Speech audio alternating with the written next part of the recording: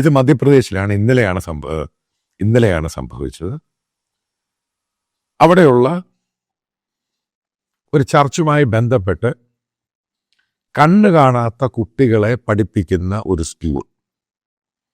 അതിൻ്റെ അകത്ത് ജോലി ചെയ്യുന്ന ആ സ്ത്രീയെ നിങ്ങൾക്ക് കാണാം. അവർക്കും കണ്ണ് കാണത്തില്ല. അവരും അവിടെ ജോലി ചെയ്യുന്നത്. അപ്പൊ ക്രിസ്തുമസിന്റെ ഭാഗമായിട്ട് ഈ കുട്ടികളെല്ലാം പല വീടുകളിൽ നിന്ന് വരുന്നു. അവിടെ താമസിക്കുന്നവരുണ്ട്. എല്ലാം പാവം പിടിച്ചവരാണ്. അവിടെ താമസിക്കുന്ന കുട്ടികളാണ് ഏറ്റവും കൂടുതൽ. നിങ്ങൾക്കറിയാം, നമ്മുടെ ആൾക്കാർക്ക് ഇപ്പം ഹാൻഡിക്യാപ്ഡ് ആണെങ്കിലും നടക്കാൻ വയ്യെങ്കിലും ഈ കുട്ടികളെ പഠിപ്പിക്കാൻ ഒരു ഇൻസ്റ്റിറ്റ്യൂഷനിലെ കണ്ണ് കാണാത്ത കുട്ടികളെ കിട്ടുന്ന ഇൻസ്റ്റിറ്റ്യൂഷൻ ഇന്ത്യയിൽ വളരെ കുറവാണ്.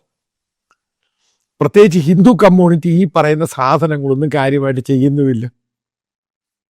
ഉറപ്പായിട്ടും ഇത് ഏറ്റവും കൂടുതൽ ചെയ്യുന്ന ക്രിസ്ത്യൻ മിഷണറീസ്. അവർ ഈ കണ്ണ് കാണാത്ത കുട്ടികളെ പഠിപ്പിക്കുകയും അവരെ നോക്കുകയും അവർക്കൊരു ഫ്യൂച്ചറിനായിട്ട് വീടിനൊരു വാഗ്ദാനം തരാൻ വേണ്ടി അവരെ എടുത്ത് അവരുടെ ചാരിറ്റിയുടെ ഭാഗമായിട്ട് ചെയ്യുന്നതാണ്. As usual process. പ്രെയറുണ്ട്. സ്കൂളിൽ തുടങ്ങുന്ന പോലെ ക്രിസ്ത്യൻ സ്കൂളുകളിൽ പ്രെയറുണ്ട്, ഹിന്ദു സ്കൂളുകളിൽ പ്രെയറുണ്ട്. ആ സമയത്ത് അവിടുത്തെ BJPയുടെ പ്രസിഡന്റ് സ്ത്രീയാണ്. അവർ വന്ന് കാണിക്കുന്നതാണ് കണ്ണ് കാണാത്ത ആ സ്ത്രീയെ, അതായത് ലേഡിയാണ്, അവരെ അടിക്കുകയും ഉപദ്രവിക്കുകയും ചെയ്യുകയാണ്. അതായത് കൺവേർഷൻ നടത്തുന്നു എന്നും പറഞ്ഞുകൊണ്ട്. ഇത് ഗാന്ധിജിയുടെ ഇന്ത്യ അല്ല, ഇത് ഡിജിറ്റൽ ഇന്ത്യ, മോദിയുടെ ഇന്ത്യയാണ്. ഇതാണ് നിങ്ങൾ ഈ പറയുന്ന ഇന്ത്യ.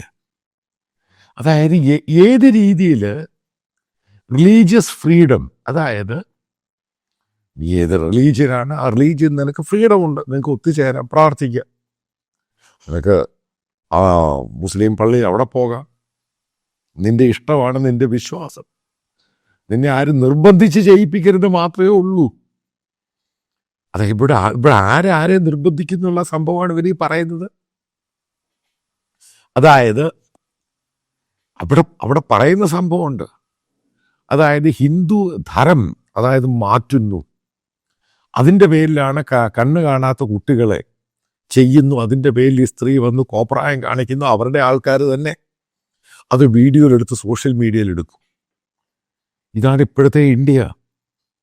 ഇതാരും മറക്കരുത്. ബേസിക്കലി ഈ പറയുന്ന പല മലയാളികൾക്കും അറിയാം, ഈ ക്രിസ്ത്യൻ ഇൻസ്റ്റിറ്റ്യൂഷൻസ് ഒന്നും ഈ മതപരിവർത്തനത്തിന് അവർ പ്രീച്ചിങ് ഉണ്ട്. അത് ഹിന്ദു പ്രീച്ചിങ് ഇല്ല. ഉണ്ട്. ലോകത്ത് ഏത് രാജ്യത്തെ ഹിന്ദു പ്രീച്ചിങ് ഇല്ലാത്തത്?